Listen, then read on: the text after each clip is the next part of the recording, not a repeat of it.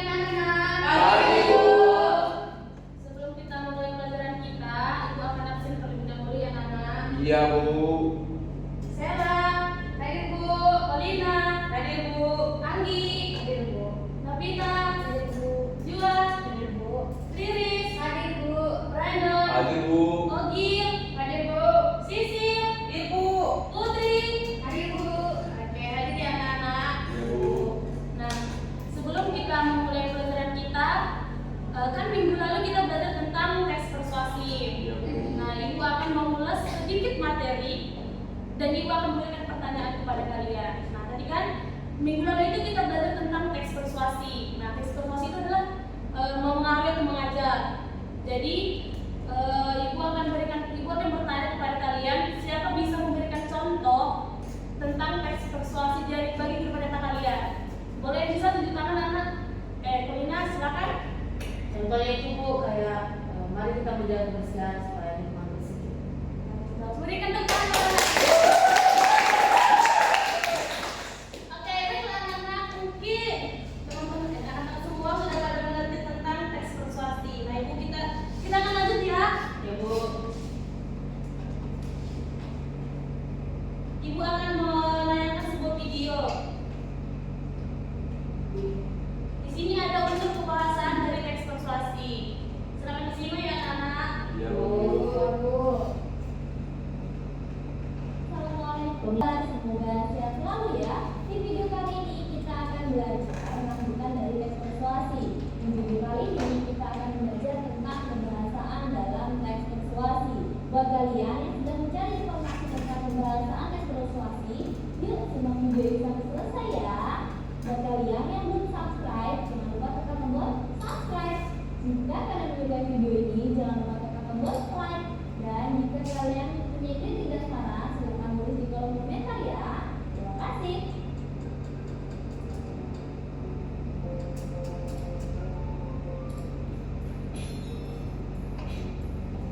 Baik, langsung saja ya. Unsur kebahasaan dalam teks persuasi adalah pembahasan atau tata bahasa yang biasa digunakan di dalam teks persuasi. Ada apa saja? Yang pertama adalah pernyataan ajakan. Seperti yang perlu kita ketahui bahwasannya teks persuasi adalah teks yang bertujuan untuk mengajak atau mempengaruhi orang lain, maka di dalam teks persuasi ini pasti menggunakan pernyataan ajakan.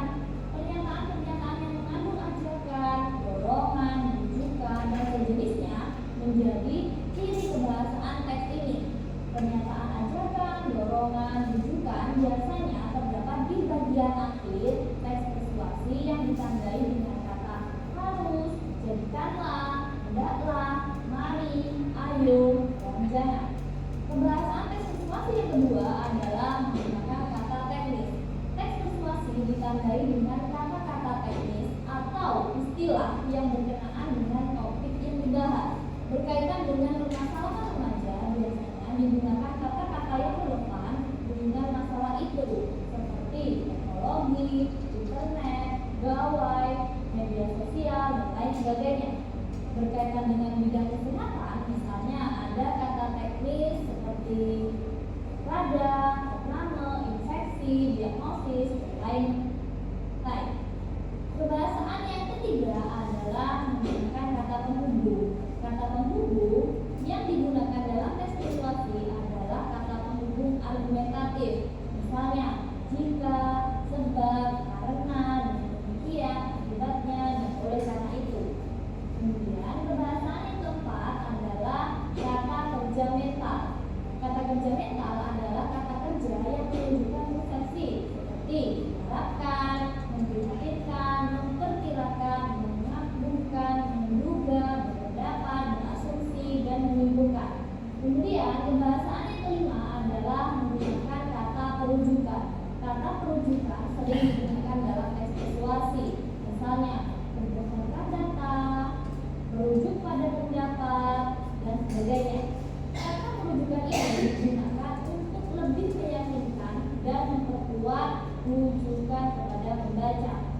Kemudian pembahasan yang terakhir adalah adanya opini dan fakta. Kalian kelas 8 pasti sudah tahu kan tentang opini dan fakta.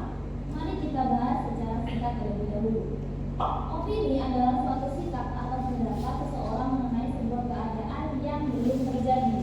Opini sangat dipengaruhi oleh perasaan, pemikiran, perspektif, keinginan, sikap, pengalaman, pemahaman, keyakinan setiap individu. Jadi, opini antara satu orang dengan orang lain cenderung tidak sama, sebab dipengaruhi oleh pola pikir, pengetahuan, serta lingkungan dalam menanggapi suatu persoalan.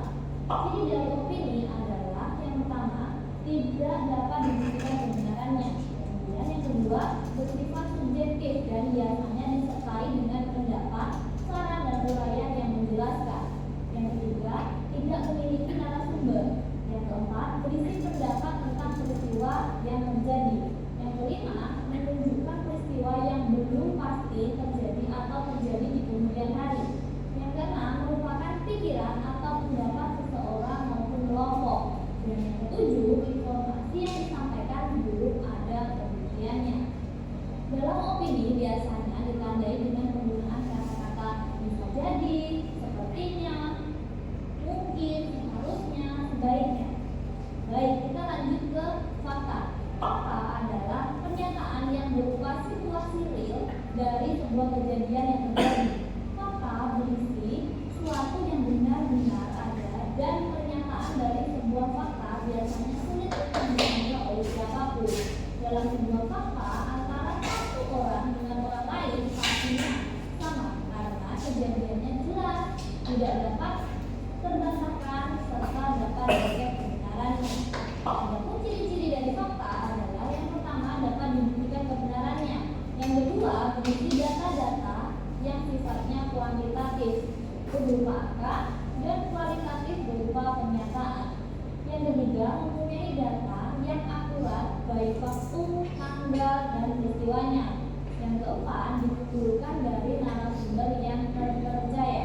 Ciri yang kelima bersifat objektif, yakni data yang sebenarnya bukan dibuat-buat dan dilengkapi dengan gambar objek.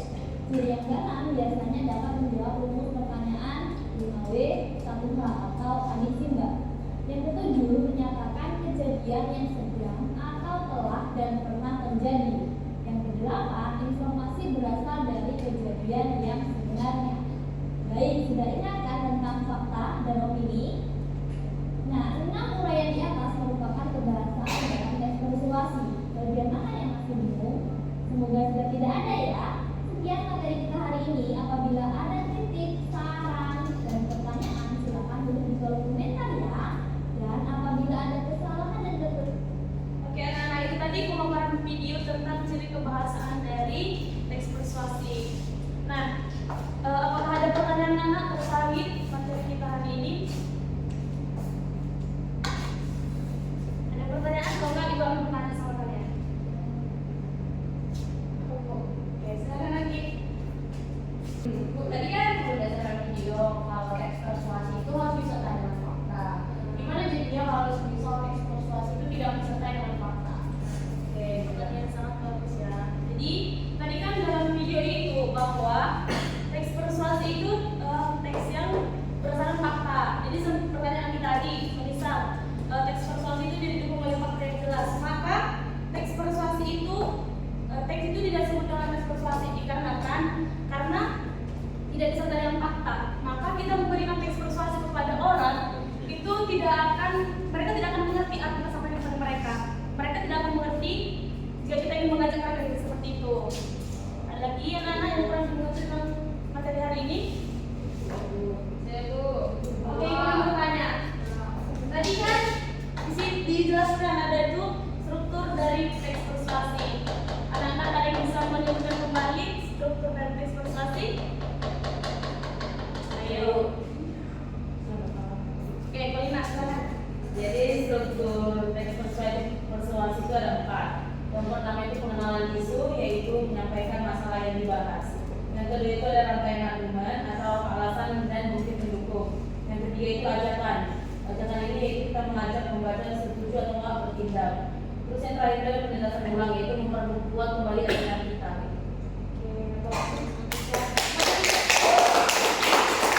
Anak-anak, tadi kan itu ada paparan video.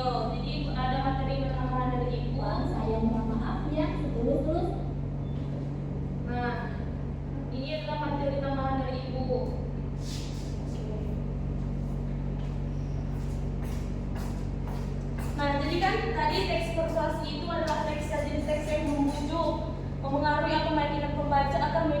pendapat, sikap atau melakukan tindakan tertentu sesuai dengan apa yang kita harapkan.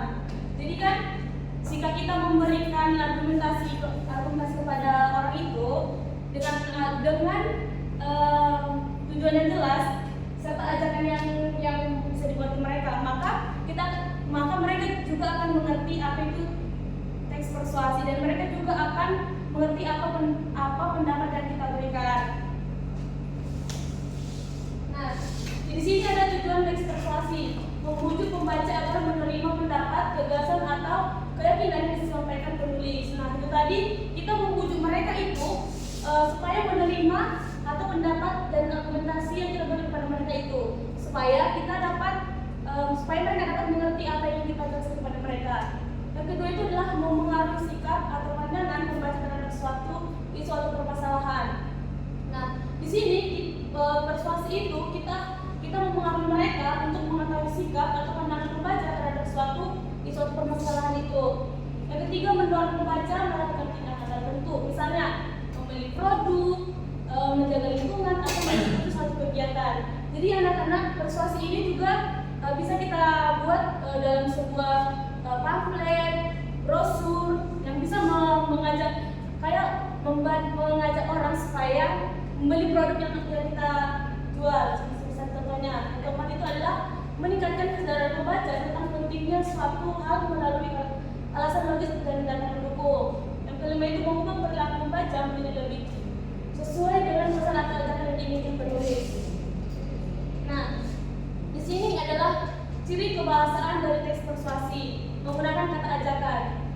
Nah, teks persuasi itu kan mengajak atau mempengaruhi orang. Jadi kita memberikan argumentasi kepada orang itu, kita akan mengajak mereka itu untuk mengenal produk kita, mengenal brosur kita, dan juga mempengaruhi mereka supaya mereka dapat membeli produk kita. Jadi teks persuasi itu mengajak atau mempengaruhi. Dan juga menggunakan kata-kata yang bersifat membujuk atau mempengaruhi. Nah, persuasi tadi kan kata kuncinya membujuk atau mempengaruhi. Jadi persuasi itu kita harus bisa membujuk mereka, meyakinkan mereka untuk membeli produk kita atau memberikan brosur yang ingin pamflet kita kepada mereka. Misalnya itu menggunakan kata kerja mental, menggunakan kata-kata yang berunsur fakta atau data yang mendukung, menggunakan kalimat persuasi dan imperatif. Nah, itu tadi mengajak. Menggunakan kata hubung atau argumentatif, bahasa yang digunakan itu lugas dan logas. Nah, argumentatif itu kita harus menggunakan kata yang jelas supaya kita memberikan atau mengajak orang itu harus menggunakan kata yang jelas. Jadi kalau misalnya kata kita tidak jelas, mungkin mereka nggak ngerti apa yang kita ajarkan kepada mereka. Mungkin mereka nggak mau, mungkin mereka nggak tidak mengerti apa yang kita berikan kepada mereka.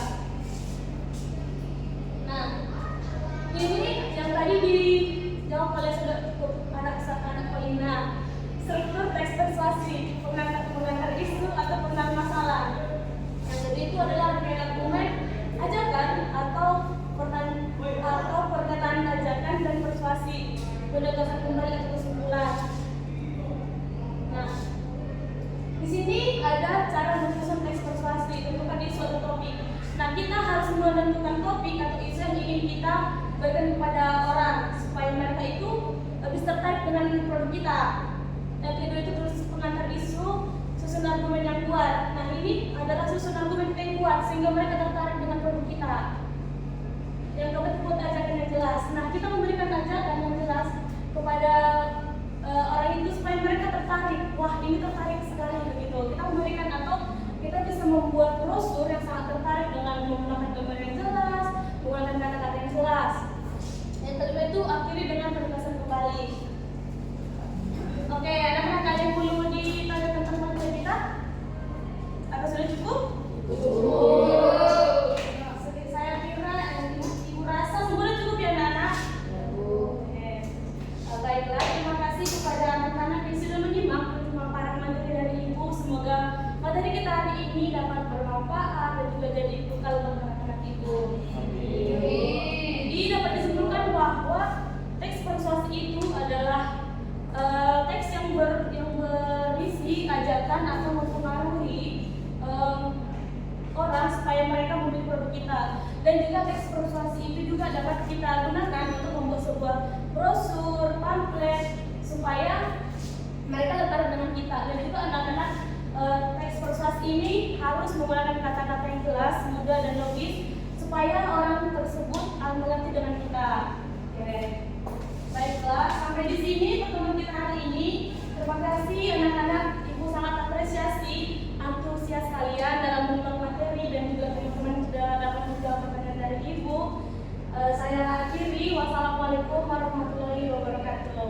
Waalaikumsalam warahmatullahi wabarakatuh. Oke, silakan pulang anak-anak. Terima kasih, Bu.